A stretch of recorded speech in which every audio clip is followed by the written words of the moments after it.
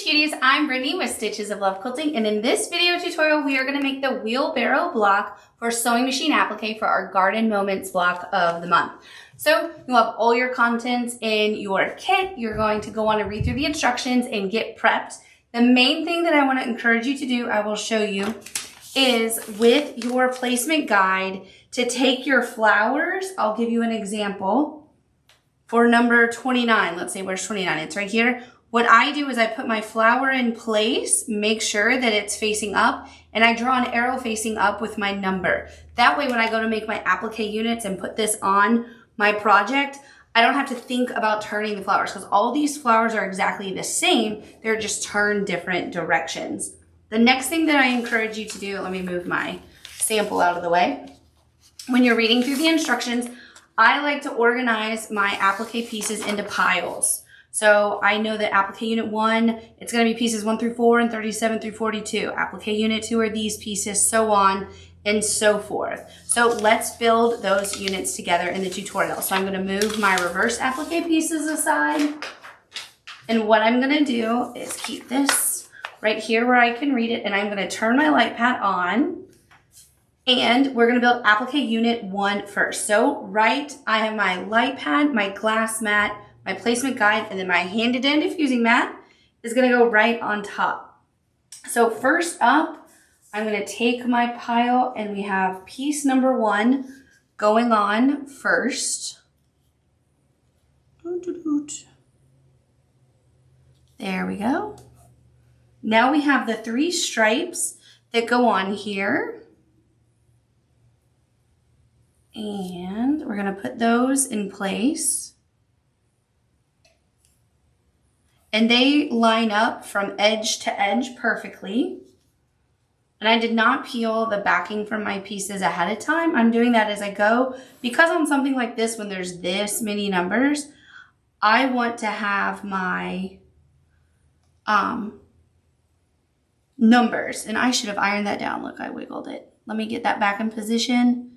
Give it a press. This is piece number 3 that I'm putting on. On the 3 stripes, it doesn't matter which order you put them on because they don't over or underlap themselves. And then this, you know you have it in place when it's all the way down right there.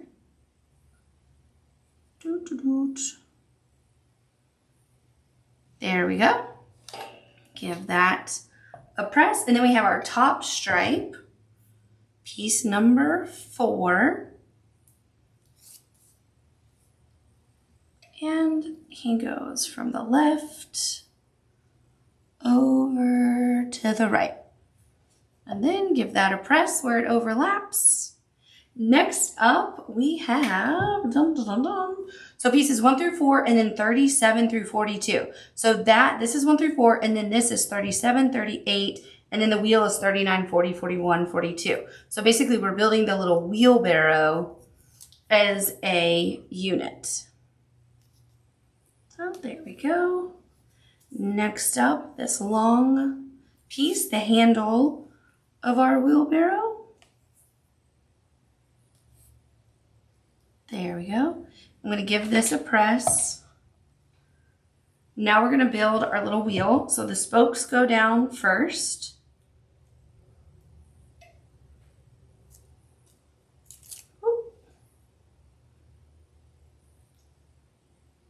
There we go. Now we're going to put, well, technically you can build the center or put the outer part on.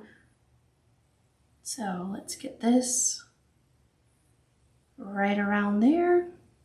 So you want to make sure that it's overlapping on all the little spokes of your wheel and that it overlaps with the handle of the wheelbarrow. And then we have our 2 center circles for that center part of our wheelbarrow. So then this is 1 unit. This is our applique unit 1. There we go. Next up, we're going to build some flowers, 5 through 14 and 17 through 18. So let's take a look at those. 5 through 14 and 17 and 18. So you have 5, 6, 7, 8, 9, 10, 11, 12, 13, 14, and then 17 and 18. Why I didn't connect 15 and 16 in there, I don't know. I have you building that as a separate unit. I guess I had a reason when I wrote the pattern. Don't know what it is right now, but we're gonna follow the pattern because either way, it doesn't matter. Alrighty, so piece number 5. And you know, that brings up a good point. We write the instructions for a specific method, right? If there's a different way that you prefer to do applique, then you are more than welcome to do that. We want this to be fun for you and not feel like something you have to do a certain way. And we do try and make it, of course, in our mind, we're making it as easy as possible, right? So we have the pre-fused laser cut applique pieces, that makes it a breeze. The numbered applique placement guide makes it a breeze. But again, if there's a different way that you want to do it, by all means, it is your project and no one will be the wiser. All right, so now number 9, and there's my little arrow facing up. Remember, I used my placement guide to give myself the arrows. And I want to make sure that that overlap, it doesn't overlap by very much, but it does nonetheless overlap a smidge. There we go. And now we're moving to 11 down here. And if you want, you could put your flowers on individually. Because I'm gonna go against my placement guide a little bit because you can see I'm off a little bit on one flower. It's gonna make my next flower be off, but that's okay. It's gonna work on my cute little project. Now we have 13 and 14. And it overlaps right there. Do I have that turned the right way? There we go. And my little circle. There we go. And now our final flower, number 17, or at least our final flower of this particular unit. Just like so. And our center. So now let's press all of these together. All right, so I'm going to give myself some space on my fusing mat. So I'm going to gently remove my wheelbarrow, unit 1. And then really carefully I'm going to remove, oh look, I didn't peel all the white backing off this circle. Or none of the backing, you guys. If you don't peel the backing, fun fact, it won't stick. I was wondering why that wasn't sticking. That's why. There we go. Okay, I'm gonna let that cool down since I just pressed on it. Now the next step is to make a whole bunch of flower units. So here's what I'm gonna do. Instead of using my placement guide, I'm just gonna I'm keeping the backing on, by the way, because I wanna know the numbers. All the flowers are the same. All the flower centers are in the center. So all I'm gonna do to make my life easy is put my flower centers on each flower. So this is step 8 of your pattern. We're basically building a bunch of flower units, and these are for the ones that don't necessarily connect into a unit, you know, a larger plop. Some of them are just kind of floating in the wheelbarrow. All right, did I get the backing? Yeah. There we go. So give it a press, give it a press. And remember, all I'm doing here is sticking that flower center on. I still have the backing on all of these. So let's go on and pick them up. See, they're all numbered still on the back. Okay, so that's next. Now let me flip the page. We are now building, oh my gosh, applique unit 7. We are breezing through 25 through 28. So that's over here. That is a flower with its leaves over here on the right. So we have leaf number 25. See, even something that looks complicated, like all these flowers, it really, when you break it down into the applique units, it just becomes so much easier and less intimidating. I think, at least. This would be really daunting to me to try and put all the pieces on at one time on my project. And then my flower center. There we go. So that's that. I'm gonna go on and lift that up just to get it out. There we go. This is number 7. This one was number 2. Look at that, very gently. Put that there. Oh my gosh, you guys, the little pieces, the little units themselves are so cute. So now we're on unit number 8. That's going to be up here, 31 through 36, which are the leaves and 2 flowers. So 31. Oh, that's not 31. I had it turned the wrong way. Look at that. 31, 32. Oh, wrong way again. Bump, bump. There we go. 32. Now we have our flower 33.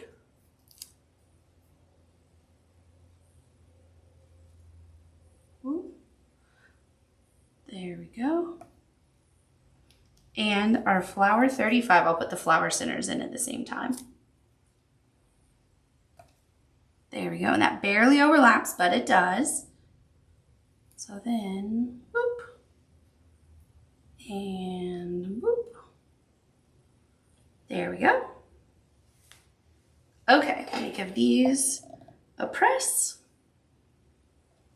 Okay, so that is 31 through 36, so it's unit 9. Now we are on pieces 43 through 58. So it's down here. I'm gonna go on and move this. Peels right off. And then what I'm gonna do is move my pattern a little bit more to the center where I can see what I'm working on. We're down here building all the little unit over here.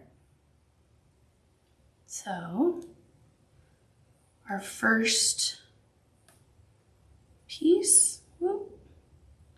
I didn't get that lined up very well, did I? There we go. And now, number 44, our flower.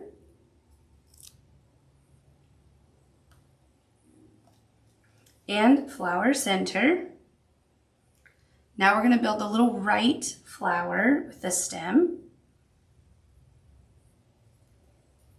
I should probably give that a little tap with the iron so I don't disturb it when I put this down. There we go. Let's give that a press so I don't accidentally wiggle it. Then number 47. And the flower center. There we go. Now we have our 2 leaves, 49 and 50. 49 and 50.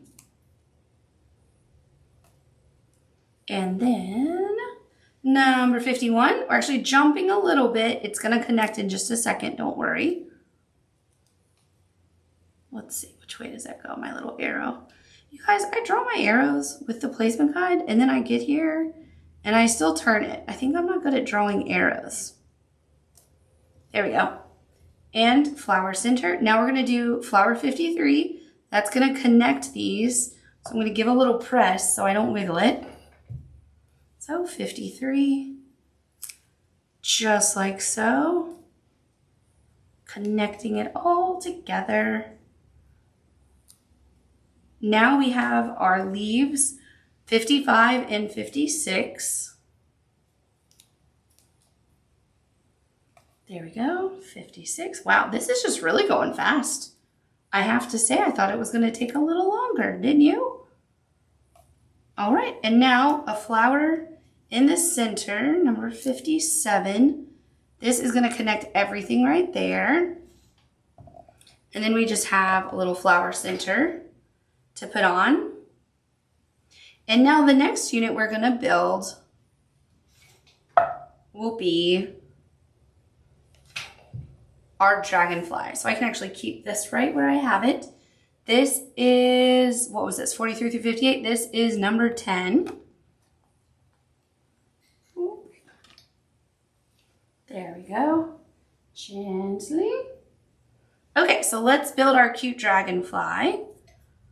So first up we have the bottom wings and the accent that goes there.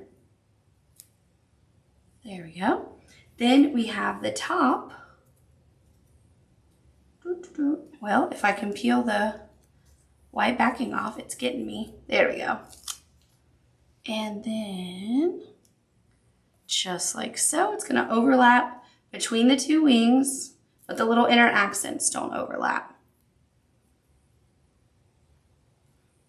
There we go. And now we'll put our little body in place. And this is the final piece of all of our units. So then the next thing we're gonna do is prep our fabric and put this already onto our background fabric. And it's gonna be so much easier. Here, I'll show you up here. It's gonna be so much easier to put it on our background fabric now that we have our units in place or already built.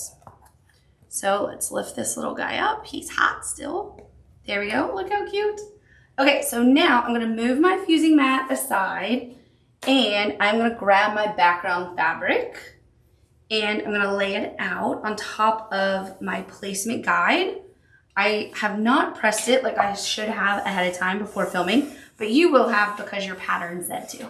So you're gonna be ready to go. So let's switch the camera back and put our pieces in place.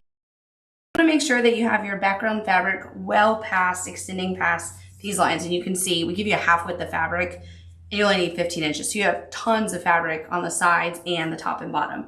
So we're just going to go in order of assembling this, okay? So first up,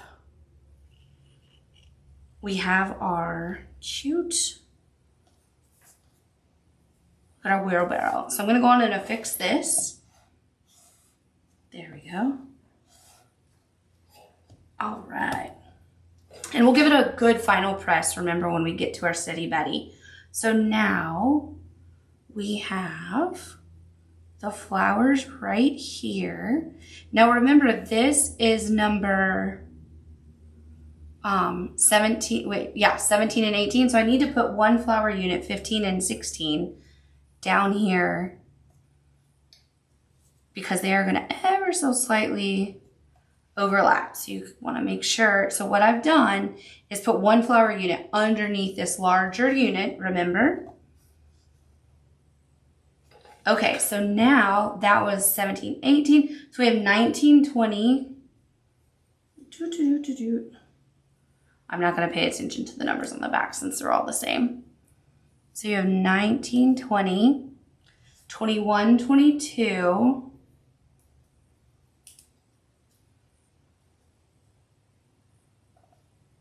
And 23, 24. And I'm just kind of spinning these how I want. You can use your placement guide for real. And now we have 29 and 30 over here. So I'm putting kind of the free floating ones in place first. I'm going to give those a press. Now we have our unit here on the side that's 25, 26, 27, 28. Now we're going to jump up here and we have this large flower unit that completes the top of our wheelbarrow. Look at that. Now, how easy was that to put on compared to trying to build this and keep it steady on the fabric? I love it. Love applique units. I know I've said this before. You've heard me say it probably in other videos. For the longest time, Mom would make units and I just truly didn't really understand how helpful they were until I started doing them. And then I was like, oh, I get this. This is necessary. It really just, why not make it as easy as possible and eliminate error? Because if you make a mistake, you're usually going to find your mistake while you're building your unit before you get to your actual piece. So get this little guy in place. There we go. Boom. So now let's put it on, let's see. I have my trash on my Steady Betty. That's not good. Let me clean that up. I'll switch the camera to here while I do that. Look, I made a big old trash pile of all my pieces over there. So what I'm gonna do now is put this on my Steady Betty and we're gonna give it a good press and then let's talk about how we're gonna finish this off. So I can move my placement guide and I can turn my light pad off. So let's take a look what we have. So this is on our background fabric and I'm gonna do the final pressing. So if you are doing the version of quilt as you go, then you will use that placement guide to trace your quilting if you want to quilt it exactly how we have drawn. You'll put your fusible batting underneath your project and you will then sew using the chart provided in the pattern. If you're doing this the regular way where you quilt it at the end, then you're ready to sew right now with just some stabilizer underneath your project. So let's talk about how we're gonna stitch it. I will pull my sample out so we can talk about how this is going to stitch out. Look how I love, look when you see the stitching, how much it brings it to life. Isn't that wild? It adds such dimension, I think. So here's what it looks like when it's stitched. This is the version from the embroidery machine, but it's stitched exactly how Julie stitched the sewing machine one. So I can talk about it and use that as the sample. So let me go to my magic chart in here. It's on the last page in your pattern, and you have your thread order. So let's talk about it. So first off, everything in here is stitched with the exact same size stitch. With the exception, I didn't take it down, but you can if you want to. You can take down the stitch bite in on your, the spokes if you want to. I personally think it looks fine because none of them overlap. If you're using a bigger stitch than I am in this sample, then take it down so that you don't have those pieces, your stitching go like this. And then for fun, I made the stitching on the dragonfly a little bit bigger, just to kind of give his body a little different dimension. And then on the stems over here, if you want to take the stitch down, you certainly can. But everywhere else, we kept the stitch the exact same width. Oh, one place I did take it down, right underneath this flower, I took my stitch down lower so that I could continue that buttonhole stitch. So I did regular size, took it down, and then went back to a little bit larger size. And that's a fun trick to do when you have a piece that overlaps. You can take the stitch length down and no one's gonna look at that and know you took it down. I think that's cool. So let's talk about the colors. We have the Huron blue. That's the light blue that's gonna go just on the edges right here of your wheelbarrow. Your dark sapphire is gonna be these 3 stripes, the denim color on the center and then around the spokes. And we use that same color, that dark sapphire, for the antenna on the dragonfly and those inner accents, because doesn't that make that pop, that little inner accent? It kind of pulls out those blue dots that's in there. Then your avocado, you know that. You stitched all these leaves in the other blocks. So the leaves and stems and the accent lines. Don't forget you can add your accent lines with your sew line chalk pencil, or you can just freehand them. Then your sweet pink, that's your light pink that goes on the outside of all of your flowers. Then you're gonna do the darker pink, that petal pink that goes on the inside circles of your flowers. Then your medium tawny tan, that's these 2 pieces right here of your wheelbarrow. Butterfly gold, the remaining pieces that are gold in your wheel. Then your light teal, that's what we used on the body, and then the big wings of your dragonfly. And then black, don't forget you can do a French knot, or you can sew it on your machine if you want to do like a little circle for the dragonfly eye, and then white if you want to do the quilt as you go. So I hope that this tutorial was helpful and made what possibly looks like a complicated block with like 65 pieces or so, 63 pieces. I hope that this tutorial and building applique units made it as easy as can be. And if you have any questions at all throughout the process, don't hesitate to reach out, and happy stitching.